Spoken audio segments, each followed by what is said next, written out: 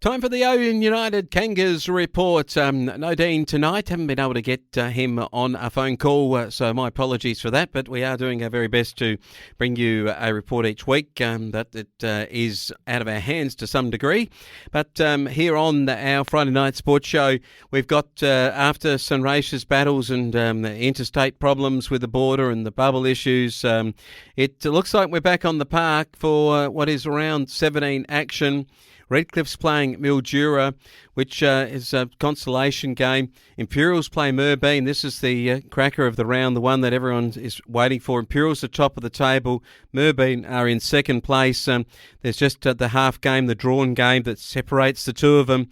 And with that in mind, I'd suggest to you that there'll be, even though there won't be crowds, there'll be a lot of interest surrounding this one at Brian Waitman Oval, and maybe the Imperials are going well enough to beat Merbein. Dalrymple take on Owen United at Henshawood. What have the Kangas got? The last two games, they're playing for pride. They haven't had the season go their way. They really haven't sung the club song any more than once, I think, this year through what's been a very, very disappointing year for the Kanga boys.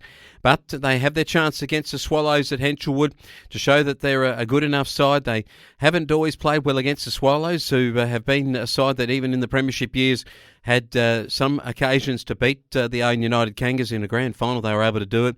South Mildura take on Wentworth in the final game, the last one at Sarah Oval before they moved to the big new complex. And Wentworth would like to beat South here, and I reckon can for the match in this season. Round 18 still to come. That's next week, and the Owen United Kangas crew will be getting well and truly ready for a home game against Redcliffe's, which will be great at the Blackburn Park. So that is something exciting to look forward to next weekend.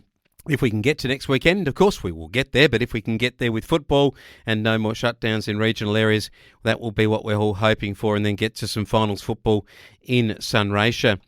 Looking through the Owen United Kangas grades, the reserves is probably the one where they've done best through the year, and with a couple of matches still remaining, unlikely that the boys from Owen United could get to a finals position. I think percentage would take them, even if they were to be able to win their two games that they still have to play. Fourth place Redcliffe's are 5-5 and one of their combatants, so I guess that's one of the wins that they'd get, and the other one would have to be against the top place Dalrymple this weekend, which I don't think is going to happen. So I reckon the boys from Owen United in the reserves probably are facing the repechage. Well, next season, actually. Relegation, it is. There won't be a possibility after the next two matches. I think once we get to this weekend, we'll wait and see. But that is what faces the reserve grade for Owen United.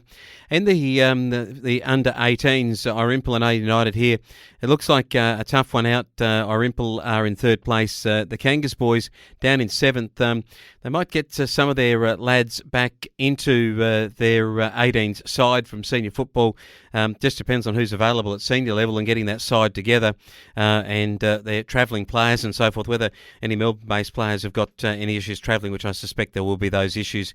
That'll come up for Owen in that grade, in the senior grade, so therefore could put pressure on their 18s, some of those lads that might play there.